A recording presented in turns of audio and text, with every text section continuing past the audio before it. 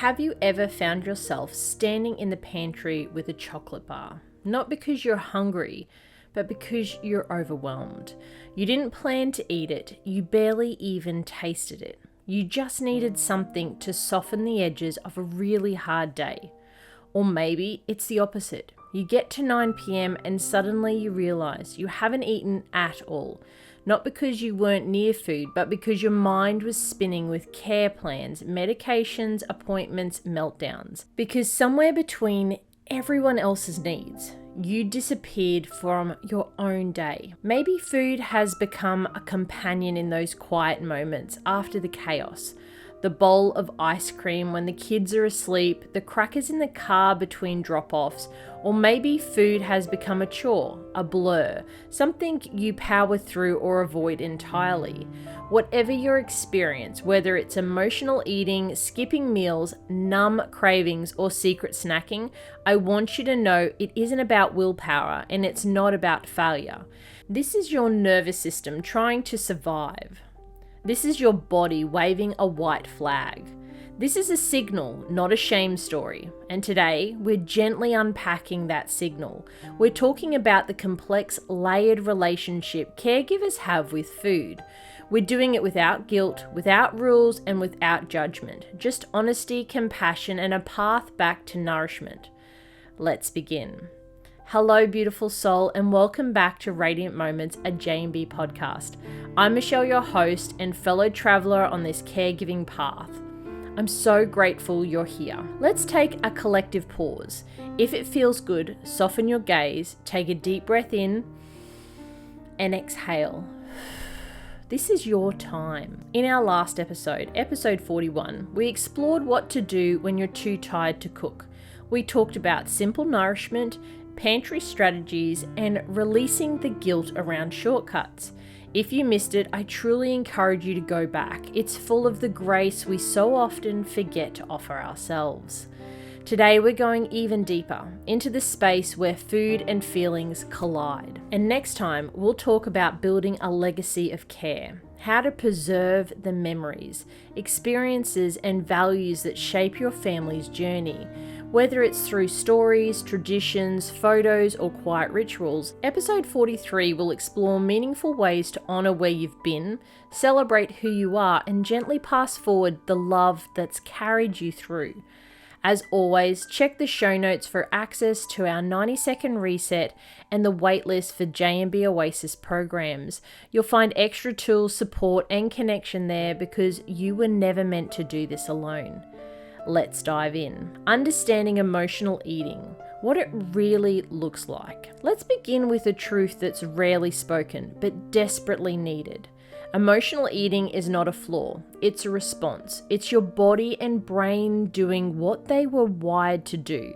Find comfort, safety, or energy in moments of overwhelm. It's normal, it's deeply human, and for caregivers, it's especially common.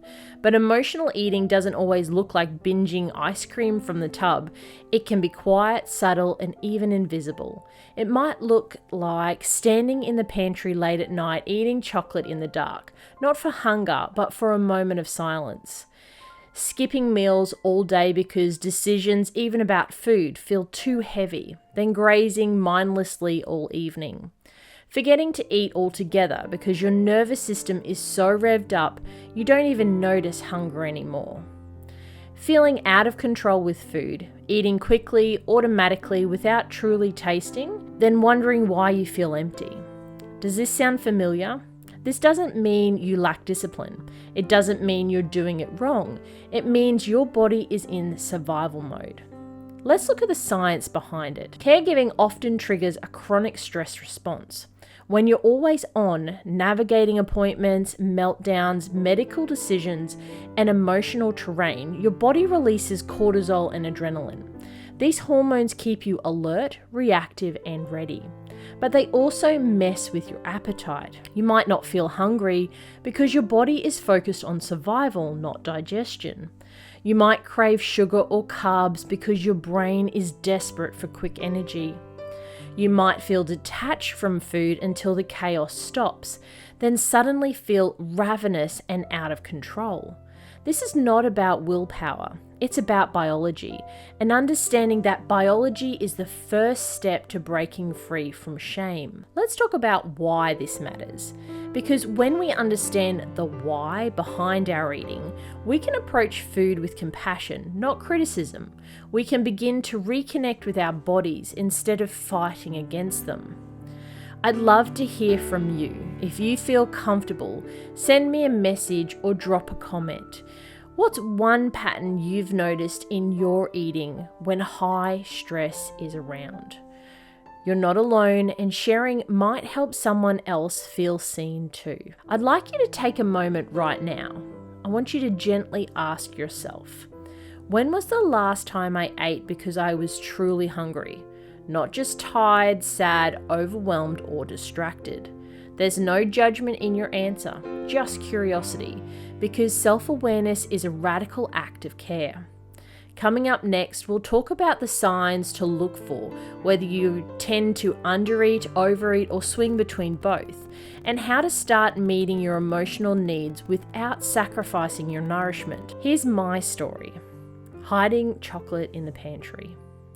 There was a time not that long ago when I'd go all day without eating. I was so focused on managing the appointments, the meltdowns, the medications, I'd forget to eat until really late at night.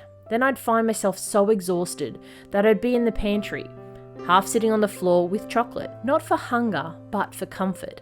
And the guilt would roll in, not about the food, but about why I was eating it.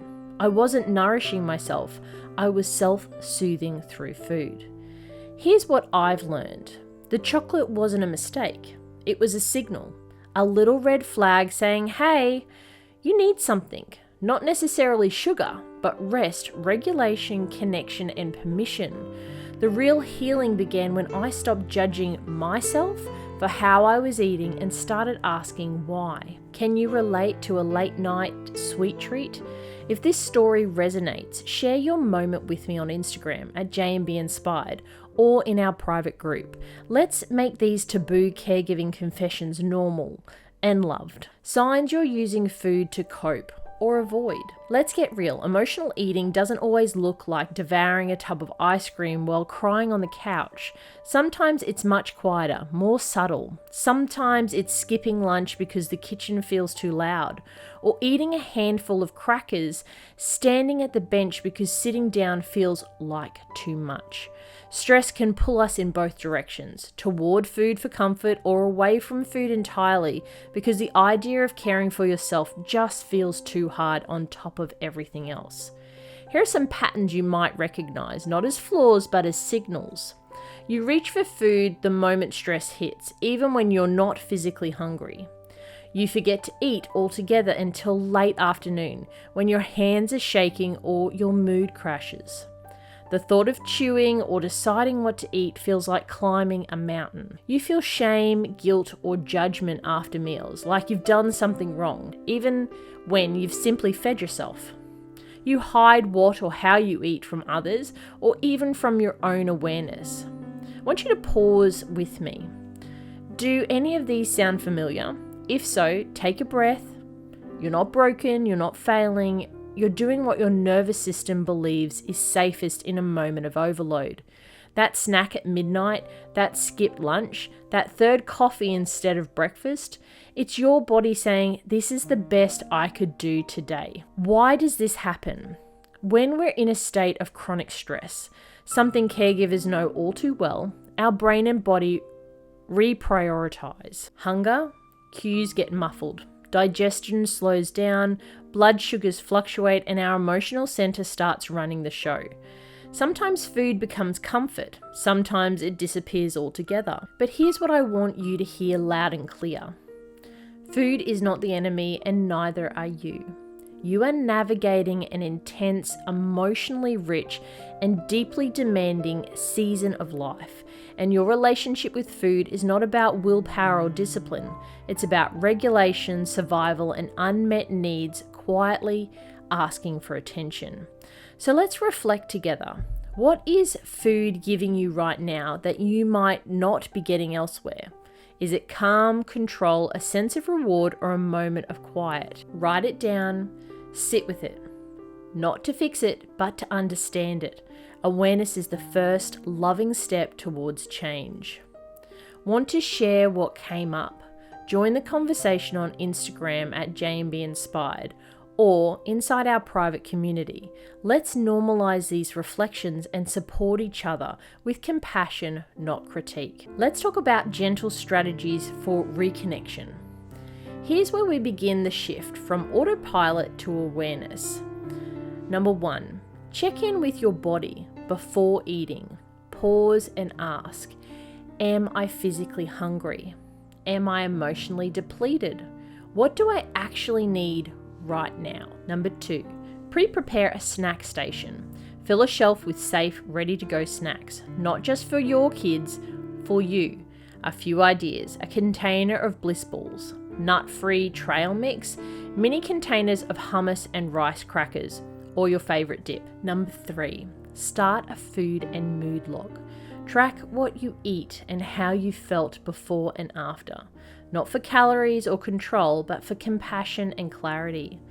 Number 4, create soothing meal rituals. Light a candle, play soft music, use a favorite plate, slow down even for 5 minutes, and remind your nervous system, I'm safe to receive. What's one small ritual you could add to mealtime to make it feel more grounding? Share it in the JMB community or tag me with your soothing mealtime moment. Here are some affirmations for emotional healing. Let's end with some gentle truths to carry you forward. I deserve to nourish myself even in chaos. My eating patterns don't define my worth. I can hold compassion for how I eat without judgment. Food is not the enemy, and neither am I. Emotional eating isn't a flaw, it's a clue, a story your body is trying to tell. And when we pause to listen, we get the chance to write a new chapter, one that includes nourishment, softness, and grace. You are not alone on this path. If this episode resonated with you, please screenshot it and tag at JMB Inspired and tell me your biggest takeaway. Let's turn quiet struggles into brave conversations. Don't forget to join the waitlist for JMB Oasis if you want deeper support on this journey. Next week on Radiant Moments, we'll explore what it means to build a legacy of care. How to preserve memories, share stories, and pass down meaningful traditions in a way that honours both your caregiving journey and your loved ones. It's about more than keepsakes. It's about connection, healing, and creating something beautiful that lasts. You won't want to miss it. Until then, stay radiant, stay nourished, and keep shining your light bright.